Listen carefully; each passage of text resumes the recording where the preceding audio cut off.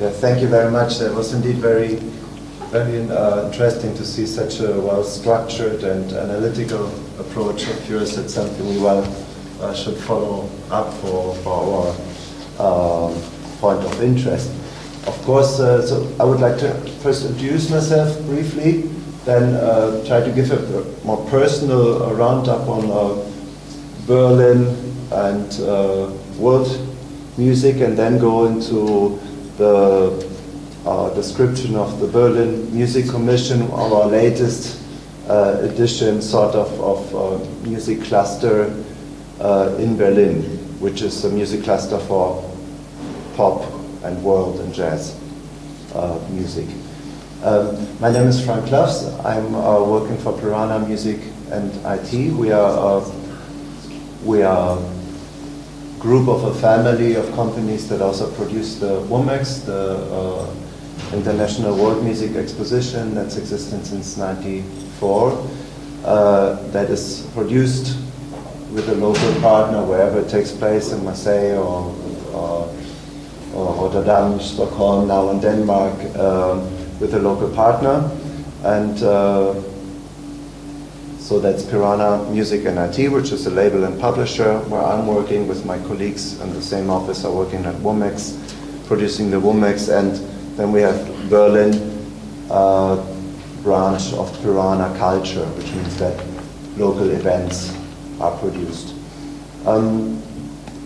Berlin also has had the pleasure, I think, of some historical world music in the 1920s, when you said the lady Josephine Baker, she was in Berlin. We also had, my father told me of the famous live events of the Lekuana Cuban Boys in the Sportpalast in Berlin. So international music has been popular in Berlin, and there was also quite an interesting technology export for international music in Berlin, as we had the gramophone works, the gramophone factory in the Ritterstraße of Berliner gramophones in Berlin, and to export the gramophones, this Berlin company actually sent recording technicians, recording engineers to several different countries in the world to record local music, so they could sell basically the software along the hardware. So that's an interesting feature of world music in Berlin. Today Berlin features almost a bit more than 3 million, I think 3.2 to 3.4 million inhabitants. We have as well as North Rhine-Westphalia, we have about 25% of the inhabitants have a background of immigration, so either themselves or parents have immigrated to Berlin. We have strong communities from Russia, from Turkey, from Italy, from the East European countries, from Arabic countries, which also reflect in the music played by communities. And we have, of course, a tradition of some institutions that should be mentioned in Berlin, like for international presentation of world music, the House of World Cultures, as you might know, is an important venue that is inviting to festivals and presenting music from all around the world, as well as the Werkstatt der Kulturen is one of the local houses, concert houses, where live culture, where immigrants can meet and exhibit their culture, exhibit live music. Berlin is famous for its incredibly live scene. We have there's much more than, I think, 150 concert places every night. There's taken place more than 100 events by average in the week. So it's a very lively town where much of it, of course, goes into the field of electronic music today, but there's a lot of places, maybe you could say roughly maybe 10% where regularly world music is performed. We have the situation regarding to the cluster, a music cluster in Berlin, where about 10 years ago, all these companies, we have about 150 labels and music publisher, music producers that are active in Berlin, where this kind of network were really not networked yet together. When Hamburg companies like Universal Music, like majors, started to move to the capital or the capital region of Berlin and Berlin-Brandenburg, there was some important thing that happened, that the governmental places, they were inviting those big companies and putting them, gave them a lot of support, gave them a lot of recognition. The majors got a lot of recognition, and the people who actually, the activists who actually made Berlin such a vibrant town of music were saying, hey, what's happening here? We are not heard. Nobody hears about us. We are not on the stage. They talk about the majors with their international pop music and saying, oh, Berlin is poor but sexy, you know, what our major is saying. But nobody was talking about the independent, active music scene. And that's why in 2002 there was an initiative, pressure group, sort of 15 founding members, to form sort of the label commission. That was 1 year after the Klaffs had done the same as forming a first network called Club Commission. So in 2002 you had the formation of the Club Commission with about 25 clubs and venues that formed together. Then in 2002, 2003, the formation of first 75 labels and publishers, that network that has grown up to date into 150 active companies, small and medium-sized, that is, was built. I was one of the coordinators, the speaker and coordinator of the Label Commission in 2002 until 2004. And so I want first to introduce how the formation of the music cluster in Berlin was impulsed. People said, hey, nobody is listening to us, so we have to make ourselves heard. So the first point was lobbying, public relations, lobbying to the governmental bodies, Senate of Culture, Senate of Economy. For the clubs, they did the same. When they had problems with the government, they needed to talk with one voice to be strong. So that was very criteria to form that cluster. We said we need lobby work, but what we need else is to look beyond our own genre of music. We share the same problems, like having problems if it's production, if it's visa problems, if it's problems of promoting our artists to certain branches, to media. We had a lot of common problems, but we never talked to each other. So through building this network of the Label Commission, something incredible happened. You had like Dimitri Hegemann from Tresor Records was talking to Christoph Borkowski from World Music Label Piranha. And then we were talking to Alan Alien from B-Pitch Control and to Stefanie from Markus from Traumton. And so immediately something happened beyond the differences of music, people were talking to each other and say, okay, let's do lobby work, let's do education. We need to educate ourselves for professionalization. Yeah, so that was the second important foundation for making this network. And the third one was to save costs, yeah, because we could have better deals even for telecommunication companies. We achieved to make deals with air flight companies to get better deals for tickets. It's a very practical approach. So lobby on a political way, and for the media, education. We invite people from GEMA, we invite people from our neighboring rights bodies, so we invite people from law companies to explain about what's cutting edge from professional working in certain fields. And also we exchanged our knowledge in the cluster, because we thought, okay, it's competition, but in the end of the day, when you work day-to-day work, you cannot copy another one's work, another one's energy. You have to do your own way. And so we forgot about this bad attitude of competition.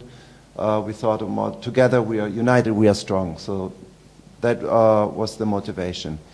Of course, that's not easy, because people are different and they have different particular interests.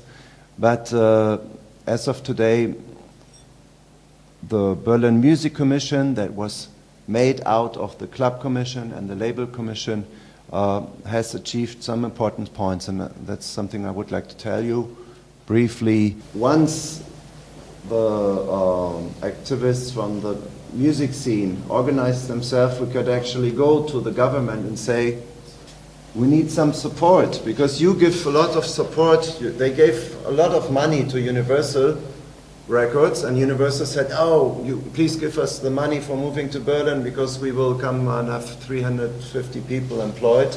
But then they sacked 200 once they got there and got the money, right? So that was something where we said it's difficult for a single label to go to the government and say, oh, please feed me, help me. Yeah, that's not possible. But if you're a strong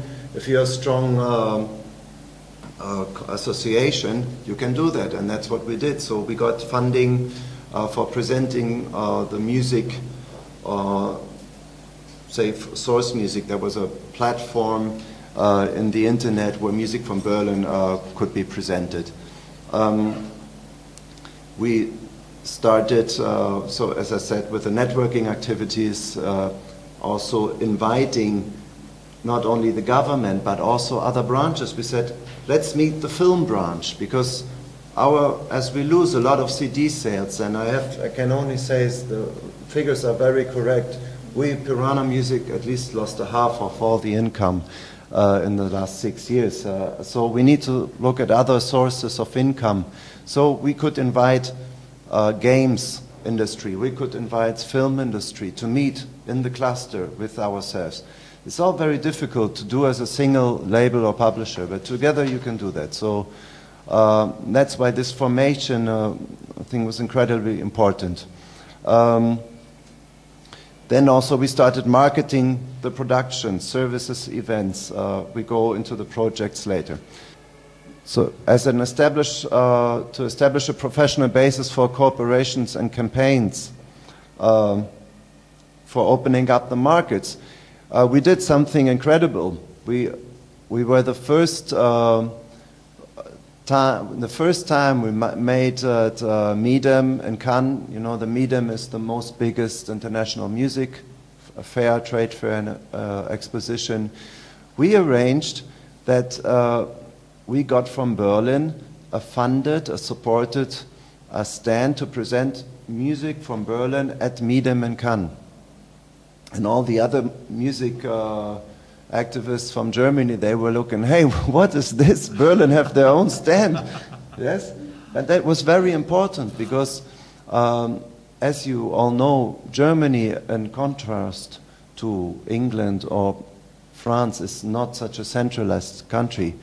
We are very happy that Berlin is just one part of the music scene. So there's a very strong music scene in North Rhine-Westphalia, that's even in Bavaria. Hamburg and Munich are incredibly important media scenes, as is Cologne. Of course, with Berlin becoming a capital town, that has leveled out a bit. So Berlin has become much stronger in the last 10, 15 years. But still, you cannot compare the situation to Paris.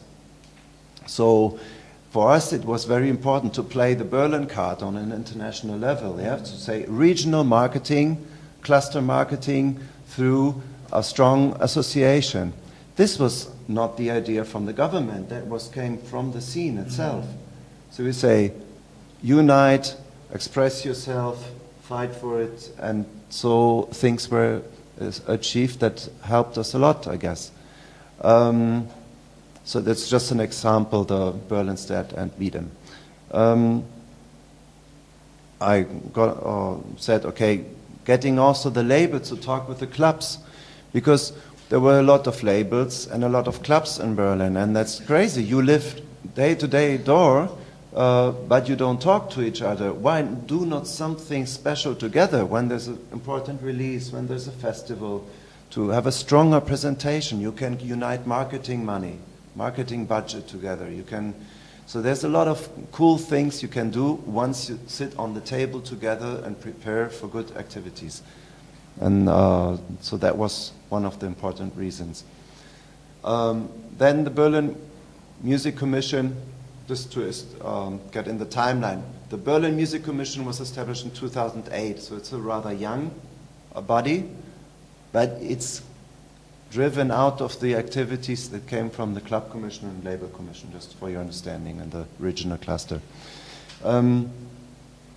So members, we try to expand the vision of the cluster. Yeah? So we say, okay, it's not just music production, but we say it's live entertainment, music software industry as Muffin or Global Music 2.1 or others.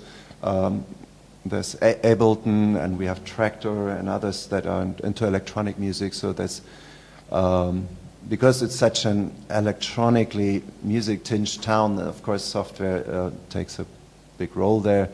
Club culture is incredibly important, from Berghain to Bar 25 to House of World Cultures to Tempodrome, which is another like pretty sad story, so to say, but just a side remark. But we have a lot of cool clubs and a very lively club culture, so it's very important to incorporate them in such a cooperation cluster. Music media, of course. Now Rolling Stone has moved to Berlin. The Groove magazine, some of the Piranha music group from Musik has, like Specs, has moved to Berlin. So we try to really have a very intense contact with all these players. To agencies as well, it's easier to say, hey, I've got a good artist here, can we think of working together on a booking context? If you have this ongoing activity together, it's you build up trust, you build up reliability, so these are one of the positive factors for the cluster. Here just see some examples of the Berlin Music Commission. So these are old players like K7 in the electronic field, and Arena, Admiralspalast, they're big in the live event. Berlin Festival now is a big player for the new sort of Berlin Music Week presentation. So, because as you might have heard, that Popcom did not take place in 2009. So 2010 saw a new sort of presentation of local and international activities for Berlin in the frame of the Berlin Music Week.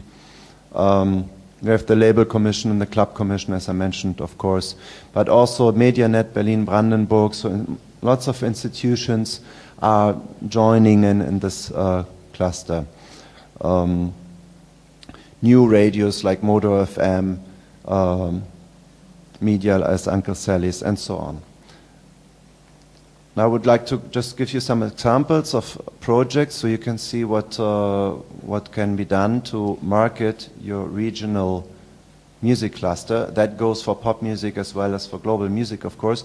And then I will just give you some remarks about the global music scene and conclude. So one important thing we did is we produced a Listen to Berlin sampler, which is distributed in Berlin, and also you can take it as a carte visite, I would say, or at Meedem or at other trade fairs. So whenever somebody from member goes to Japan or Tokyo, they can have their sampler with them. Then we're part with the Berlin Music Commission as part in organizing the Berlin Music Week, which is the conference, trade fair and festival, which is not just Popcom. Popcom is part of the Berlin Music Week, and then there's also other activities and conferences. And we say Berlin is it's a big island, so it's not easy because you have to go to many different places. But through the Berlin Music Week, but it was very well received by the audience. U-Ton, which is public marketing in Berlin, so we try to have new, innovative ideas of saying, okay, let's do street music. So we go into the Berlin subways and have little stands about Berlin music, yeah? So we present music from Berlin. Berlin Brands is a branding campaign where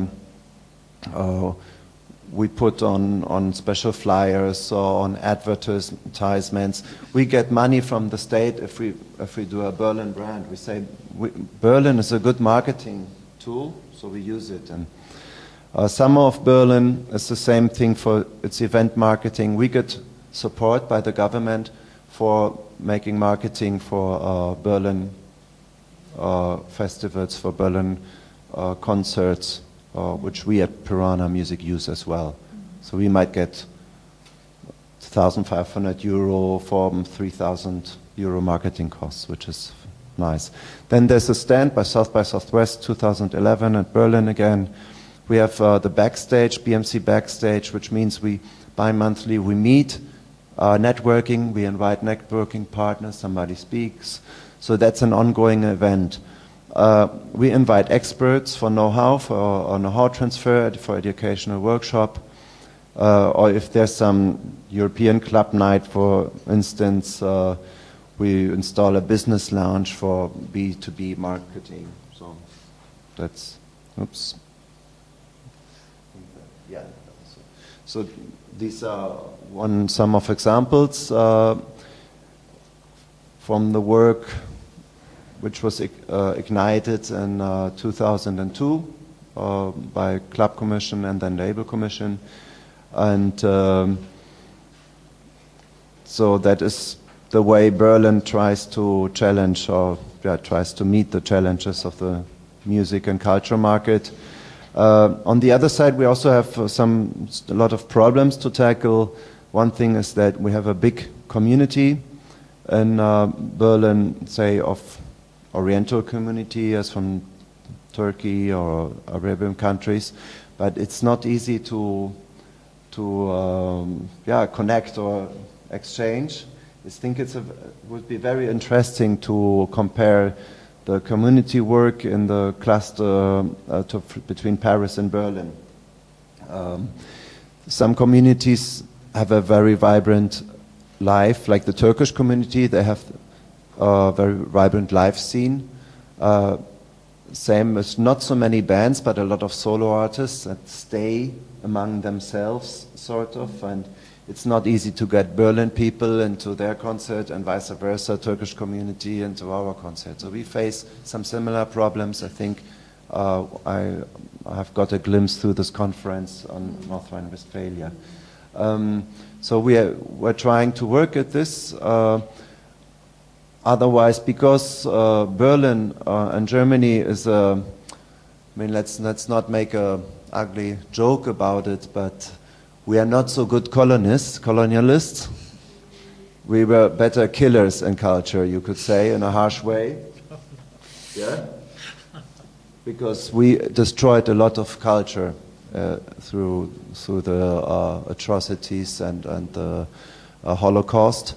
But because we are not so connected in the stream of colonial culture, yeah? We do not have a lot of world music labels. We have this Traumton and for East of Traumton for world music and jazz, very diversified, and there's Piranha music, as you might know, it's since '87, also diversified from Jewish culture to East Europe, to Latin, to Africa. And there's Asphalt Tango Records, they are very active in the East European sector. Maybe one or more two, but you cannot compare it by the activity that London or Paris can feature. And we have a very interesting museum for Völkerkunde, which means for science of international human culture, with a very nice musical archive, and yeah, I would say, and we have a popular city, so we hope it will stay as alive, and we can only give like a recommendation: unite yourself, get organized, speak with one voice where it's possible, and get on the table.